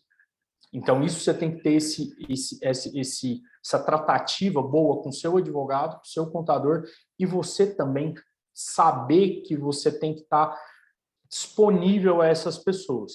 Porque se eu tomo uma intimação e eu intimo, se eu tomo uma intimação e eu comunico a esse candidato que eu tenho uma diligência para ser feita em 3 dias e ele não me responde, infelizmente a prestação de contas dele pode ser julgada como não prestada, tá bom? Então, assim, para terminar sobre a prestação de contas, eu vou só sobre isso, eu queria deixar, em relação à jurisprudência, 2 situações, tá? Acórdão TSE de 2015, tá? É um agravo regimental num agravo de instrumento. A realização de despesa após a concessão de CNPJ e antes da abertura da conta bancária compromete a regularidade. Não façam despesas e contratos antes de CNPJ e conta aberta. Emissão de CNPJ e conta aberta, conta específica, senão a prestação de contas de vocês vai ser julgada como não prestada, ou até mesmo desaprovada. Então, tomem cuidado com isso. Eu pergunto a Marta se você quer falar sobre a propaganda ou você quer encerrar por aqui e a gente abrir para perguntas e numa outra momento eu falar sobre propaganda, Marta. Oi, Murilo. Eu acho que seria interessante abrir para perguntas, porque já tem algumas pessoas, né? Uhum. Já com algumas perguntas no chat, né? E depois, nós vimos essa questão aí das propagandas, né? Que nós podemos fazer uma chamada, né? Somente para Sim, propaganda. O que o senhor acha? pode ser, por mim, Pode sem ser? problema algum. Porque Tá bom. nós já temos aí, são 20h37, né? E já tem algumas Uhum. perguntas aqui no chat, né? Por exemplo, a Ótimo. Nancy Silveira, ela pergunta, se uma candidatura for negada, indeferida, ela pode ser substituída? Pode. Vamos lá. A questão de substituição de candidatura ela é bem complicada, mas assim, a gente tem vários desdobramentos. Na 23.609, que fala sobre o registro, sobre a convenção partidária e o registro de candidatura, ele vai disciplinar, tá? E dentro dessa resolução que eu mandei para vocês, tem, tá? Todas, tá naquele link lá no começo, assim, de quando fala de legislação e tudo mais, ele fala sobre a substituição. E como que isso acontece? Você tem alguns tipos de substituição. Você tem substituição pelo indeferimento. Se a substituição for pelo indeferimento, a Justiça Eleitoral, do indeferimento, ele vai te dar 3 dias para você recorrer. Tudo no eleitoral são 3 dias ou 24 horas. Tudo. Se você tem uma dúvida de qual é o prazo, é 3 dias. Se não, 24 horas. Tudo. É impressionante. Até recurso especial é 3 dias. A substituição, primeiro, tem que constar na convenção partidária qual é o critério do partido para a substituição. Então, na convenção partidária, os critérios de substituição têm que constar. Então, vamos lá. Cada partido vai fazer sua regra. Então, no caso da... Eu vou além. Eu vou abrir a ata da convenção de 2020, onde eu vou falar, onde ficou claro sobre a substituição. Então, vamos lá. Como que a gente coloca isso? Por exemplo, na ata de 2020, eu colocava assim, se o indeferimento for de candidatura feminina, obrigatoriamente, a candidata que for substituir a candidata indeferida deve ser do sexo feminino. E quem é que vai fazer essa escolha? No caso da rede, isso foi delegado à executiva municipal, porque era eleição municipal, né? Então, o critério de substituição vai ser uma escolha do partido. E isso tem que é obrigado. Quando a gente vai fazer a ata, a gente tem uma lista de obrigações e de formalidades que tem que constar na ata. Depois eu vou mandar a ata da convenção municipal para vocês entenderem isso melhor. E uma das questões obrigatórias que tem que constar na ata são os critérios de substituição de candidatos. Então, os critérios de substituição de candidatos é uma questão interna do partido, onde, por exemplo, pode haver substituição pelo indeferimento do registro de candidatura, pode haver a substituição por morte, pode haver a substituição por impugnação ao registro de candidatura. Vou dar um exemplo para vocês. Em 2018 e em 2020 também, o diretório regional da rede impugnou 2 candidatos que não cumpriram as diretrizes nacionais e estaduais. No caso, esses 2 candidatos acabaram sendo presos por motivos que não vêm ao caso, e o diretório regional da rede impugnou o registro de candidatura deles. Então, só que assim, no caso desses 2 candidatos, existe um prazo. Eu não me lembro qual é o desse ano, mas o prazo, se eu não me engano, é dia 19 de setembro. Deixa eu dar uma olhada aqui.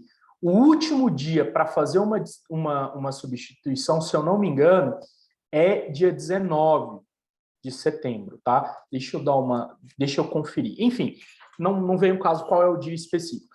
Se passar desse dia, você fecha aquela lista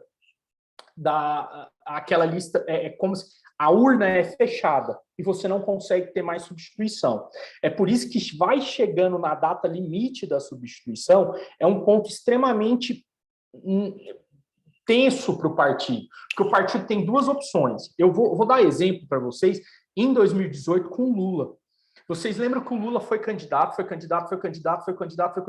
Na hora que ele chegou na data limite, ele foi trocado pelo Haddad. Por quê? Porque é tenso. Se ainda está na pendência de julgamento e se você chega nessa data limite, o partido tem que fazer uma escolha. Ele vai enfrentar aquilo e vai chegar até o final, porque ele tem certeza que aquele registro de candidatura vai ser deferido, ou ele vai fazer a substituição. E a substituição, lembrando mais uma vez, ele tem que estar especificado na ata da convenção partidária.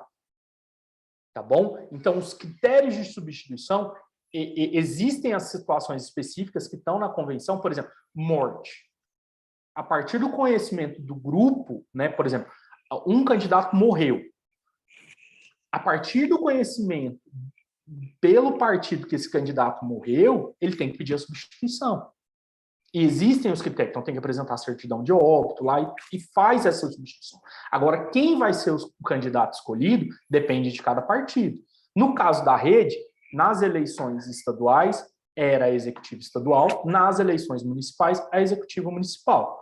Aí é uma escolha de vocês, eu não participo dela, porque é uma questão estatutária ou né, deliberada por vocês. Eu respondi, ficou faltando alguma questão nesse ponto?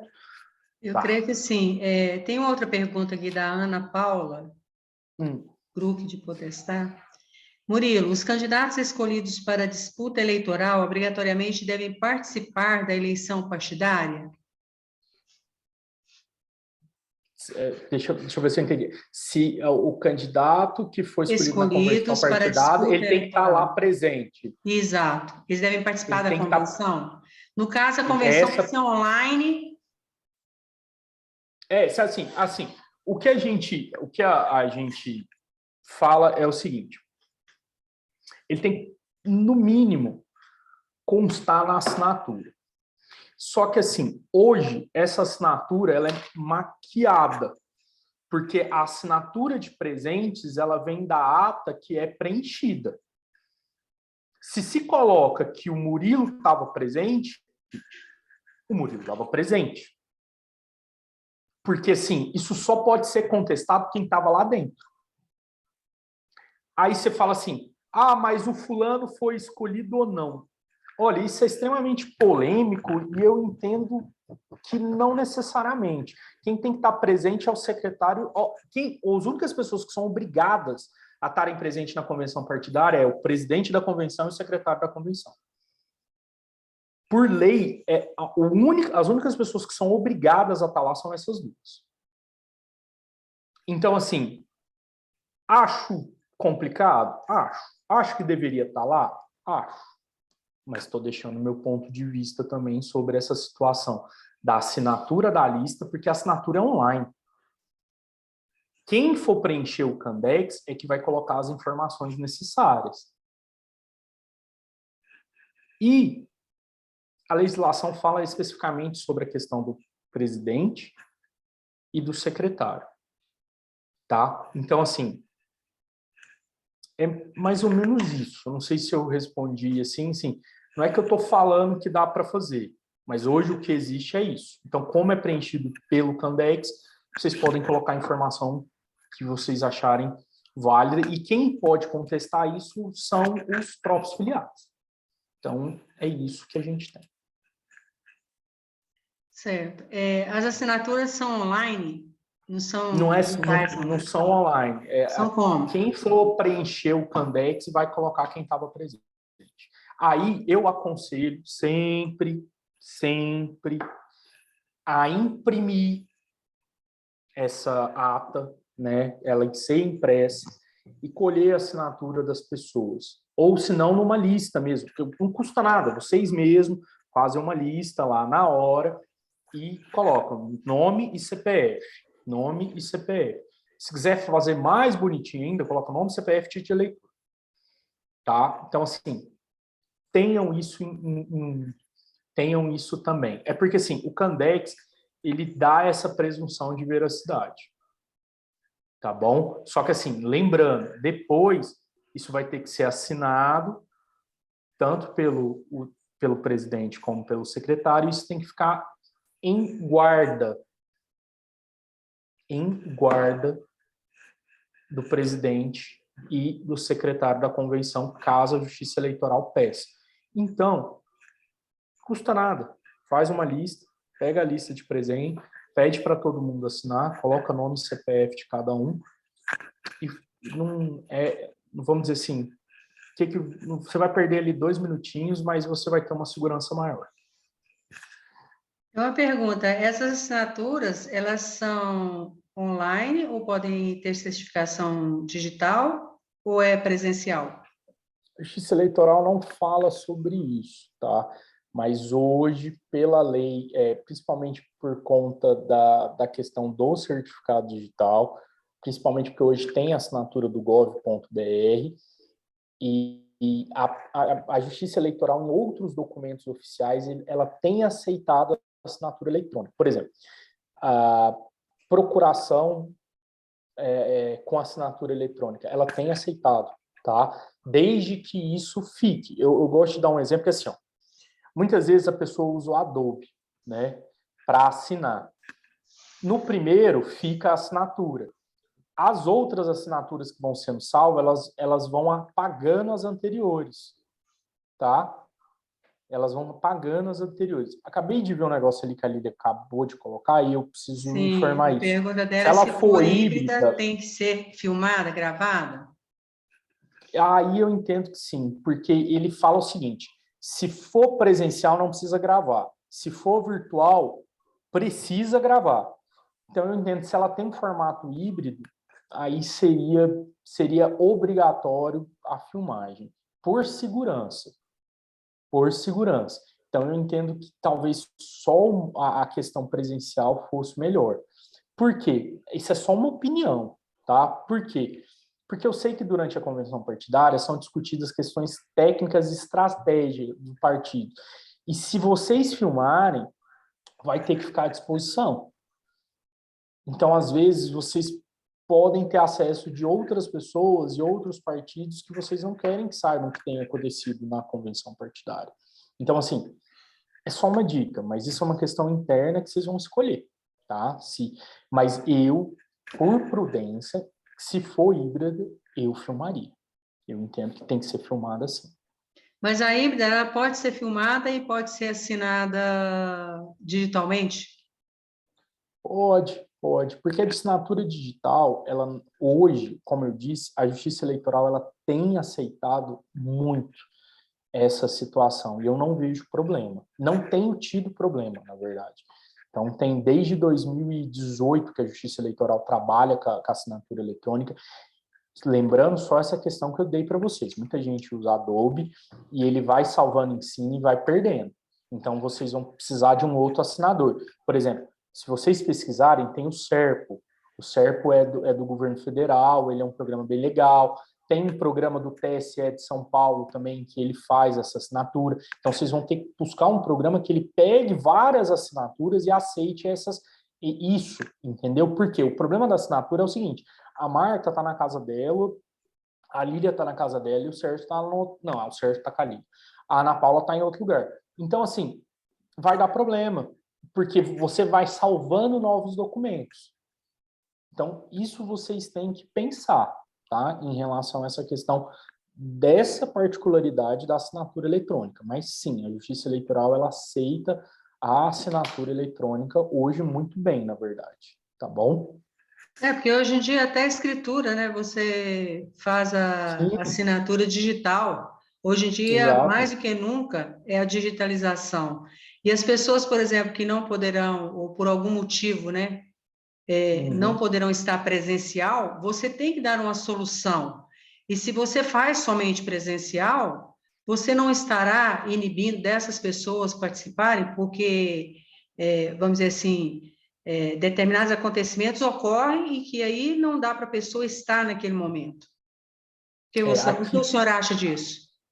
aqui só por desencargo, eu joguei na resolução, é a 23.609, tá bom? Parágrafo 3º do artigo... Deixa eu pegar o artigo 6º, tá? Parágrafo 3º, inciso 1º. Ele fala o seguinte: nas convenções realizadas por meio virtual ou híbrido, a presença de quem participa remota poderá ser registrada na lista respectiva por meio de assinatura eletrônica, registro de áudio e vídeo. Em 2020 nós fizemos isso. Como é que é? Nós estamos aqui no Zoom. Então, cada pessoa abria, punha um documento na frente e falava assim: meu nome é Murilo Soares de Castro, CPF tal, tal, tal, eu estou presente na reunião. E do mesmo jeito a gente colocava até, além da lista presencial, né, a gente fazia isso na gravação de quem estivesse lá na hora, tá bom? Então, Perfeito, assim, porque, na verdade, os cartórios estão trabalhando dessa forma.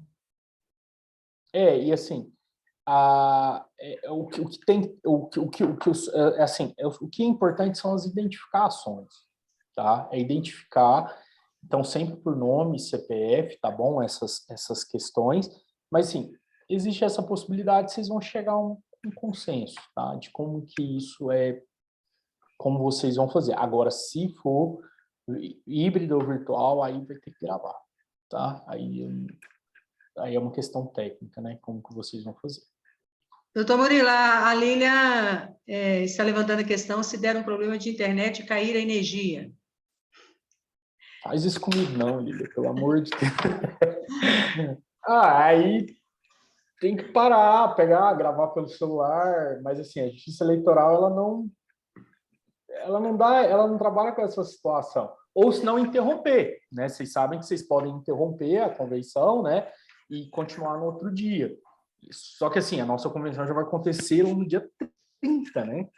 Então tem que tomar cuidado com isso. Teve uma vez que a rede fez uma convenção assim, tipo dia 2, dia 3, eu quase morri. Então tem que tomar cuidado, porque se precisar interromper a convenção, existe essa prerrogativa. Mas o prazo é assim, até dia 5. Então, nesse prazo ele não passa, tá bom? É até que data mesmo? É 5 ou 15 de agosto? 5. 5, né? 5.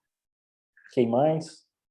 As despesas antes na pré-campanha, antes do CNPJ e conta aberta, não podem ser contabilizadas? O Anthony Baladi está perguntando.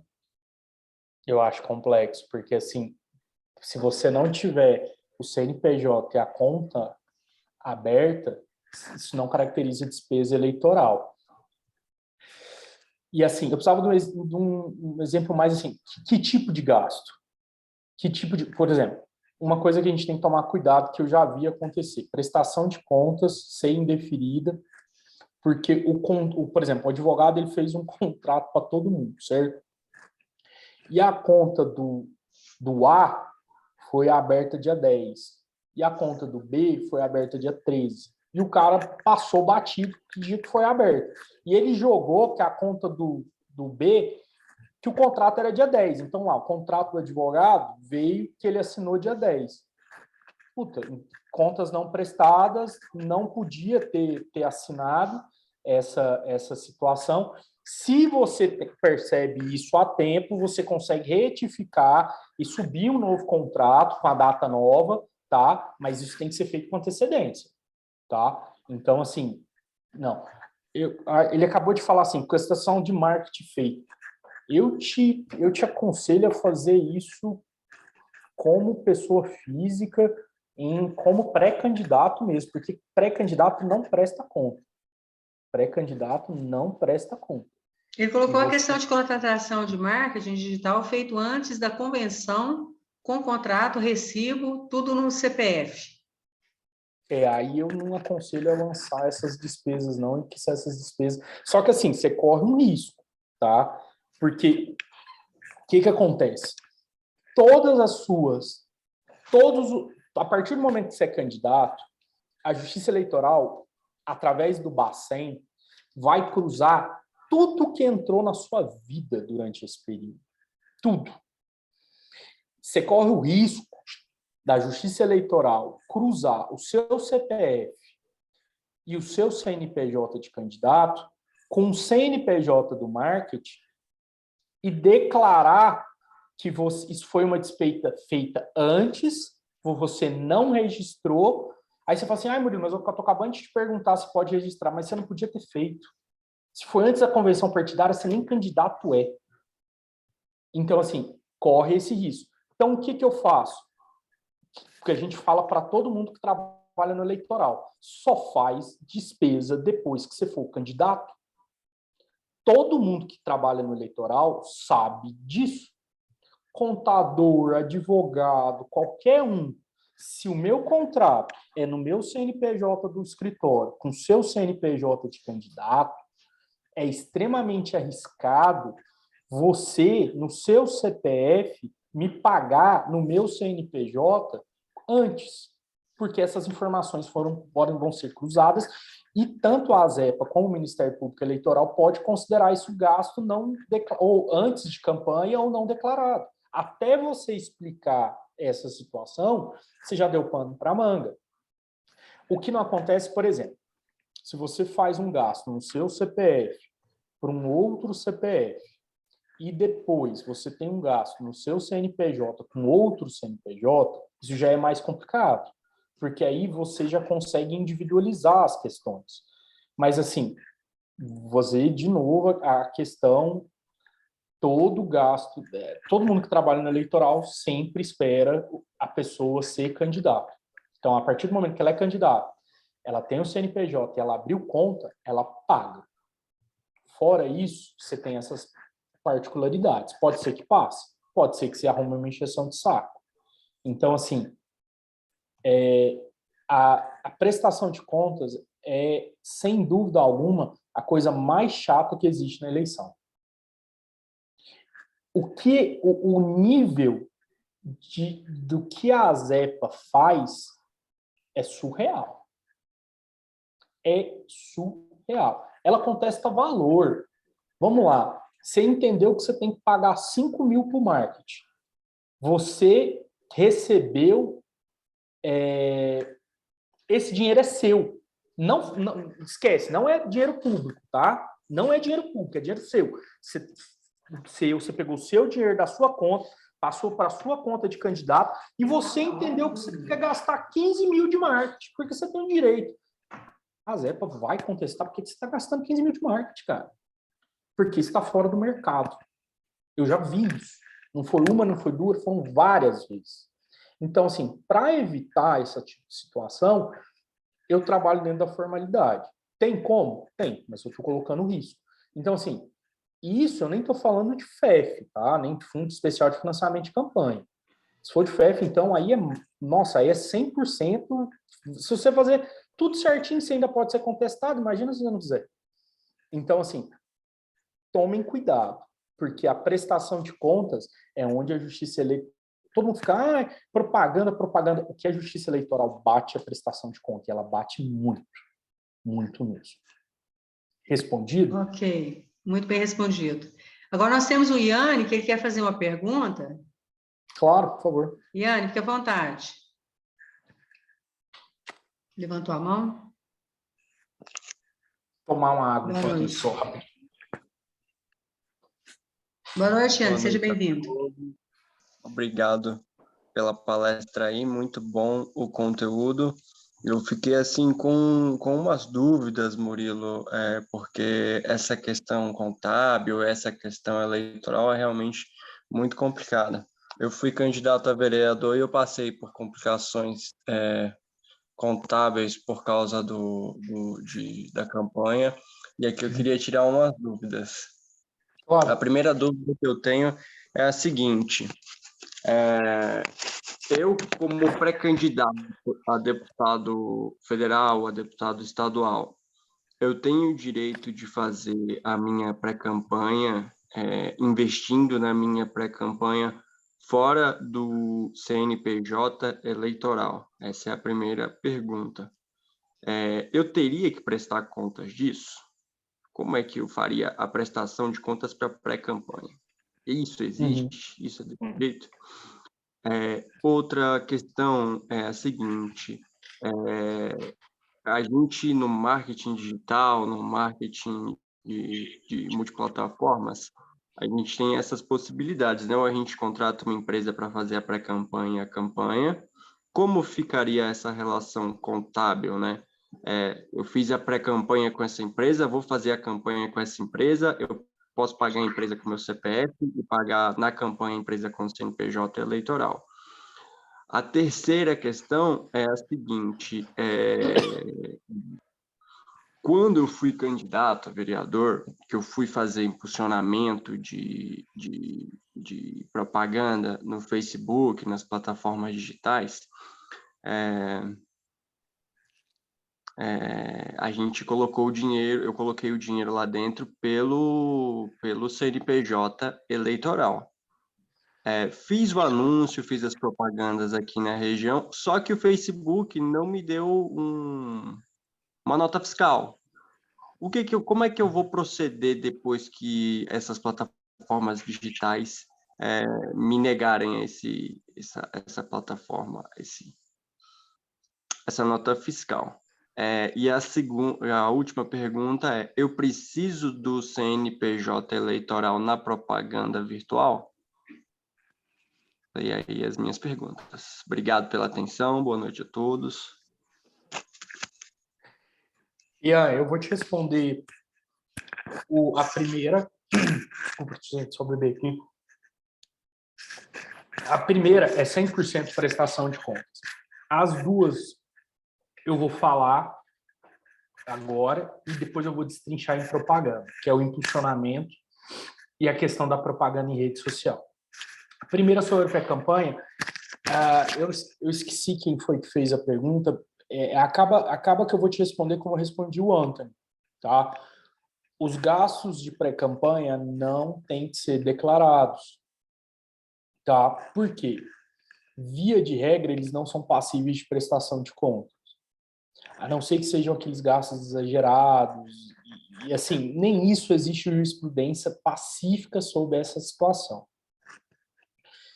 Os gastos que precisam ser realmente são os gastos de campanha, que é aquele gasto que a partir do momento que você tem seu CNPJ, a partir do momento que você tem a abertura da sua conta bancária, esses são os gastos. E tudo o que você fez antes, você fez como pré-candidato, você fez como pessoa física, você fez como militante do partido Rede. E aí entra nas regras da propaganda eleitoral, né, que a gente vai abordar, que são aquelas coisas. Enquanto você está de pré-campanha, você não pode pedir voto.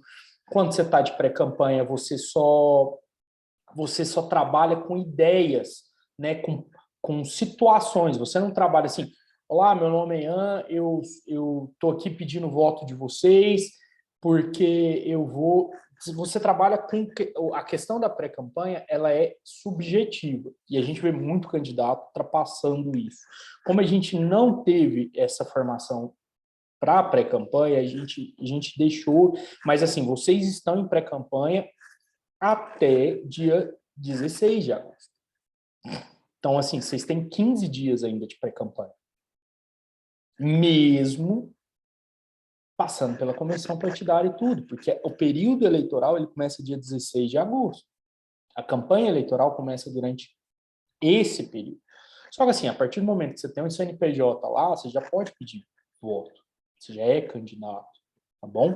Então, assim, como que você faz essa questão dos gastos? Como eu respondi para o Antônio. Se você fez antes, faça de CPF para CPF, para evitar esses cruzamentos, para evitar que a Justiça Eleitoral cruze o seu CPF com aquele CNPJ e depois com o seu CNPJ de campanha com o CNPJ do prestador de serviço. E considere isso como um gasto feito de forma irregular, fora do... porque você não tinha o CNPJ, porque você não tinha a sua conta, e um gasto que não foi declarado.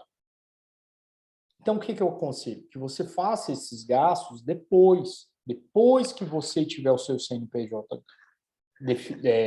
emitido, depois que você tiver com a sua conta bancária, porque aí você faz a transferência da conta do Ian para a conta do candidato, porque você tem como isso. Ou se for uma doação, né? Ó, não, quem vai... eu tenho uma pessoa que vai doar esse dinheiro para pagar o marketing. Então, ele faz essa doação. Tem alguma especificidade? Não. Mas, assim, a ASEPA faz esses cruzamentos. Eu estou falando que eu já vi. Eu já vi a ASEPA contestar gasto de marketing feito com dinheiro do próprio candidato porque ela achou exagerado. E era um dinheiro do próprio candidato para marketing. Então, assim, para evitar, eu esperaria o CNPJ e o CPF. Questão de impulsionamento é muito difícil, porque o Facebook ele não colabora e depois ele emite relatório para a Justiça Federal, da Justiça Eleitoral, e se você não declarar, você está com pipinão na mão. Por exemplo, eu tive candidato em 2020, por uma questão do marketing, resolveu fazer todo o impulsionamento de última hora, naqueles dias finais de eleição. E ele contratou, e existe uma demora para o Facebook processar esse impulsionamento. E o impulsionamento ele só pode ocorrer até uma certa data, né, que é antes, se eu não me engano, são 48 horas antes, ou 24 horas antes da eleição. E esse cara, ele colocou tudo que ele tinha de impulsionamento antes. O que aconteceu? Passou o prazo, ele não usou nada, ele teve que cancelar. Então, e o Facebook não devolve o dinheiro do impulsionamento. Então, ele teve que declarar e se explicar para a Justiça Federal que ele usou o impulsionamento, ficou em cima da hora, o Facebook não liberou e ele teve que cancelar para não infringir em propaganda irregular. Então, assim, a questão do impulsionamento é muito complicada. Murilo, então, eu posso fazer impulsionamento no meu CPF? Tem muita gente que faz. Eu aconselho? Não.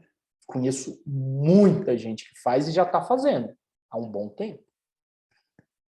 Eu não aconselho. Eu aconselho que o impulsionamento seja feito pelo seu CNPJ, no cadastro do próprio Facebook. Inclusive, depois eu vou falar sobre isso em propaganda. Eu não aconselho nenhum candidato a utilizar o seu Facebook particular, que ele pode ficar vinculado, tá? Então, assim, eu já vi problemas assim nessa transferência de CPF e CNPJ. Porque você vai na confiança do Facebook. Aí você fala assim, Murilo, mas o Facebook ele não te dá nenhum recibo. Ele emite um valor que você pagou. Isso ele te dá. E você joga aquele valor, porque o Facebook ele vai entregar isso para a Justiça Eleitoral. Você pode ficar tranquilo. Ele vai entregar. Vai aparecer na sua prestação de contas. Cabe você ver se foi realmente aquele valor que você gastou e comprovar através de transferência, se foi com cartão de crédito, né? Aí você pega através de fatura e tudo mais. Mas a questão do impulsionamento, por isso eu queria deixar para falar na propaganda, porque hoje, dentro de propaganda eleitoral, não é direito de resposta, não é isso que dá problema para candidato. O que dá problema para candidato é impulsionamento. Impulsionamento é uma confusão. Eu tenho uns 20 minutos, meia hora, só para falar de impulsionamento para vocês. Só de exemplo que eu vi. Então, assim, eu espero que eu tenha conseguido te esclarecer algumas coisas, mas eu tenho muita coisa para falar de impulsionamento e eu queria deixar isso para quando a gente for falar sobre propaganda, porque o problema do candidato hoje em propaganda é impulsionamento. Oi, Ian. Ian levantou a mão? Ian, quer falar mais alguma coisa? Acrescentar? Perguntar? São muitas dúvidas sobre propaganda, sobre impulsionamento. Eu vou deixar para quando o Murilo tiver aí essa expertise para falar para a gente. Mas me dá um spoilerzinho, se você puder, se não for tão longo. Essa questão eu ainda não entendi, Murilo. Eu posso contratar uma empresa para fazer os meus impulsionamentos eleitorais no período eleitoral e prestar conta como se eu estivesse pagando isso? E nisso daí o impulsionamento no Facebook ele cairia em viés declaratório também ou não? Não, é assim, como é que a gente funciona as questões do marketing? Você contrata o marketing, você tem um contrato de prestação de serviço de marketing, ok? Isso é publicidade. Na verdade, a Justiça Eleitoral trata como contrato de publicidade. O contrato, quando você contrata essa empresa, não sei se você pegou lá atrás, quando eu falo sobre a prestação de contas, tudo tem que ser feito em nome de quem faz. Então, essa empresa não pode pagar o Facebook em seu nome. Desculpa, eu falei errado. Ela não pode pagar ela e declarar que ela pagou para você. Ela tem que fazer essa contratação no CNPJ do Ian. Então, você contrata essa empresa de publicidade e essa empresa de publicidade, ela tem os seus acessos no seu CNPJ de candidato, vinculado à sua conta no Facebook de candidato, e é esse CNPJ do Ian, como candidato, que faz a contratação do impulsionamento, e não a empresa. Quem contrata é o Ian. Quem é o candidato é o Ian. Quem paga a conta é o Ian. Quem presta a conta é o Ian. Não é que a empresa não presta conta. A prestação de contas é prestação de contas eleitoral dos candidatos e dos partidos. Quem presta conta é partido, quem presta conta é candidato. Não é a empresa, tá bom? Então, você contrata a empresa, essa empresa faz a contratação do Facebook através do seu login, senha, mas até onde eu sei, o impulsionamento, eu posso contratar o impulsionamento só tendo os dados de CPF e CNPJ. Eu faço essa contratação, pago isso, e isso fica estipulado. E aí, essa empresa tem que te mandar essa documentação comprovando essa contratação para que o seu contador jogue no SPCE em 72 horas. Então, eu contratei hoje, eu tenho 72 horas para jogar essa informação no SPCE através do seu contador e isso constar na sua prestação de contas. Outra coisa, e se um terceiro for pagar impulsionamento para mim? É doação. Eu tive um caso que a candidata, inclusive ela já foi da rede, o impulsionamento dela foi pago através do cartão da companheira dela. E, por um erro, o contador não tinha vinculado ao CPF, não tinha constado essa doação. Aí a gente teve que fazer essa prova de que o impulsionamento foi feito por um terceiro. Eu não gosto. Se vocês tiverem que fazer o impulsionamento, façam no CNPJ de vocês. Tá? Mas é nessa situação. Consegui te clarear alguma coisa, ou ainda ficou bem nebuloso isso?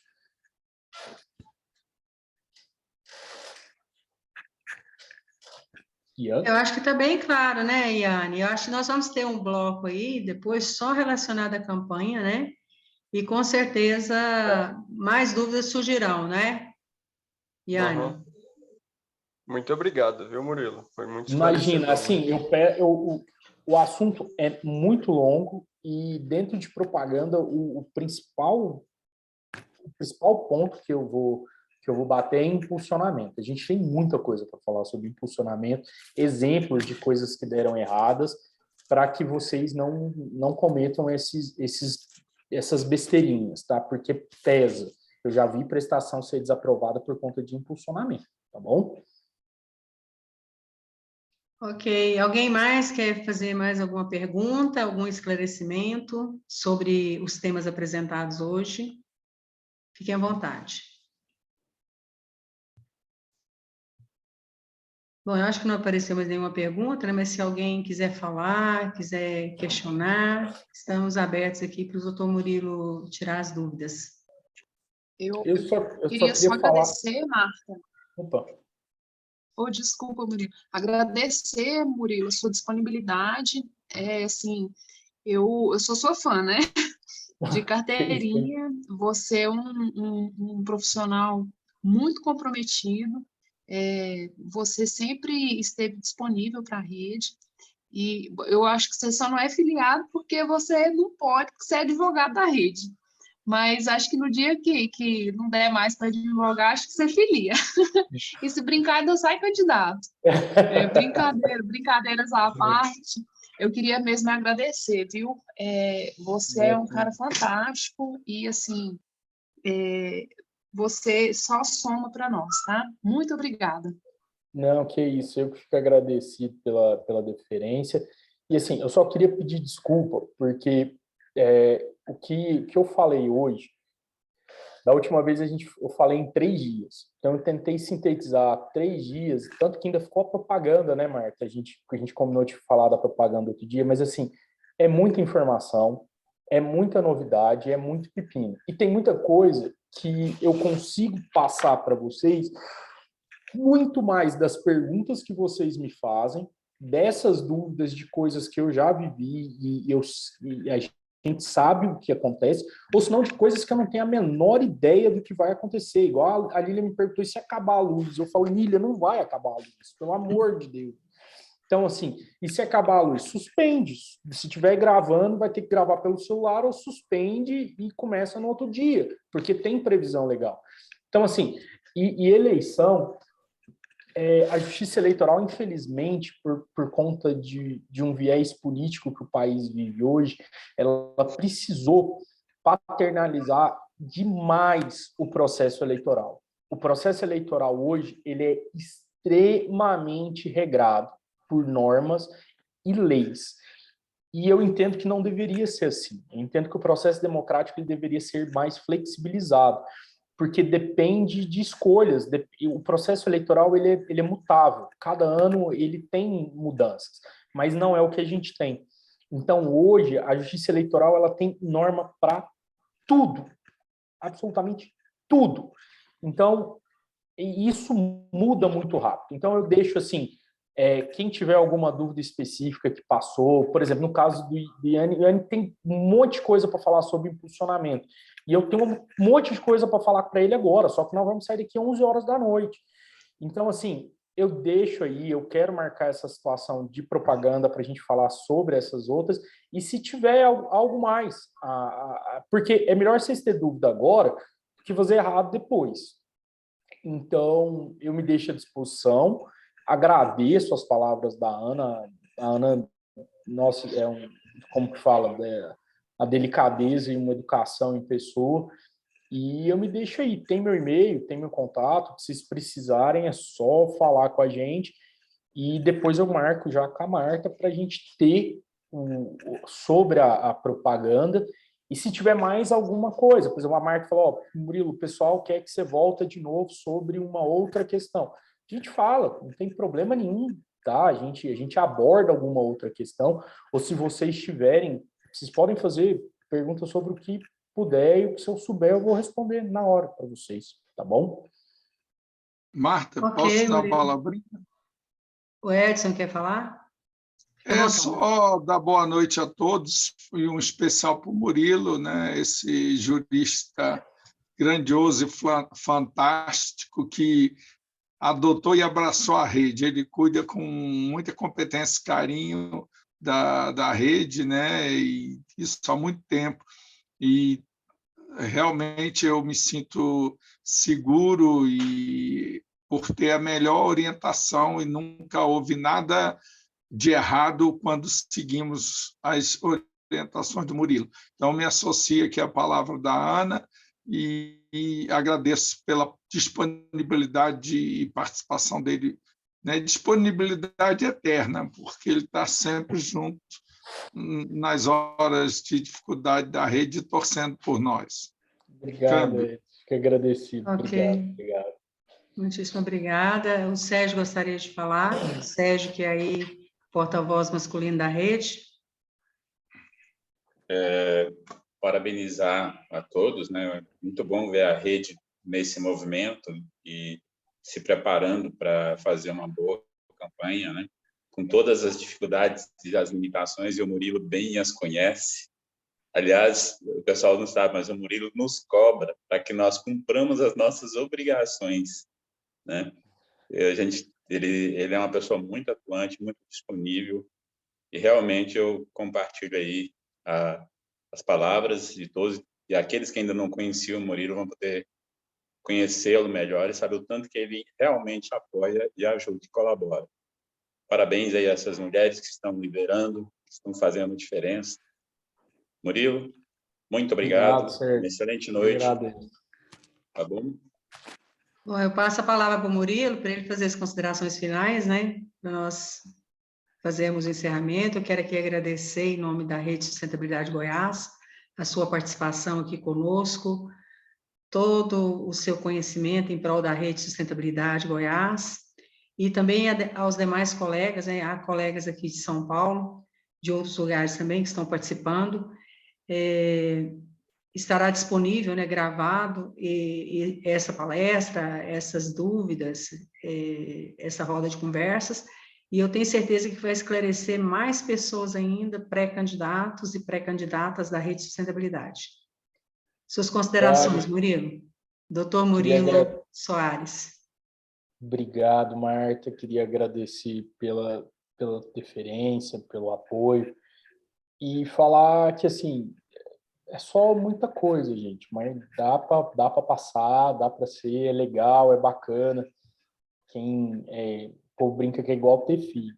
No começo dói, mas depois dá vontade de ter de novo. Então, assim, é bacana, é legal. Se fizer tudo certinho, vocês vão ter uma experiência fantástica. Você conhece pessoas, gente, instituições. Então, eu só sou chato. A minha função é ser chato, é avisar. Mas só isso. Então, eu não quero desacreditar ninguém. É burocrático, mas é legal, é gratificante, e eu aconselho todos que realmente têm interesse, participem, porque processo democrático é algo ímpar, e as eleições, o Brasil tem eleições sérias, justas, rígidas, e participar do processo democrático é algo fantástico que todo brasileiro deveria fazer. É isso que eu tenho a falar. Obrigado. Muito obrigada. Obrigada a todos que participaram deste curso e dessa apresentação, em toda a roda de conversas. Com certeza teremos um pouco mais relacionada à questão das propagandas, e aguardem para os próximos encontros. Obrigada, doutor Murilo. Até a próxima. Obrigada a todos. Beijo grande a todos. Fiquem com Deus. E vamos nos preparando. Um abraço. Valeu. Valeu.